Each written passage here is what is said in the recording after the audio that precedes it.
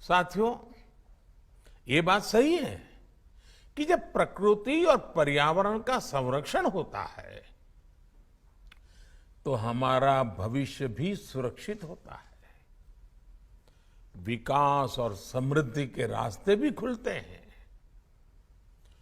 Kuno national park में जब चीता फिर से दौड़ेंगे तो यहां का ग्रासलैंड इकोसिस्टम फिर से रिस्टोर होगा, बायोडायवर्सिटी और बढ़ेगी। आने वाले दिनों में यहां इको टूरिज्म भी बढ़ेगा, यहां विकास की नई संभावनाएं जन्म लेगी, रोजगार के अवसर बढ़ेंगे।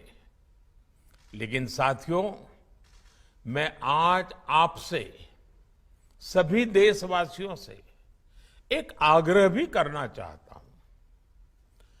कूनो नेशनल पार्क में छोड़े गए चीतों को देखने के लिए देशवासियों को कुछ महीने का धैर्य दिखाना होगा, इंतजार करना होगा, सहयोग करना होगा। आज ये चीते मेहमान बनकर आए हैं, इस क्षेत्र से अनजान है।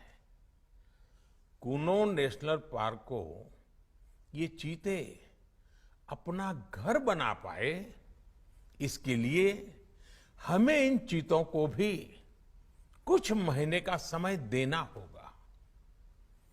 अंतर्राष्ट्रीय गाइडलाइंस पर चलते हुए भारत इन चीतों को बसाने की पूरी कोशिश कर रहा है।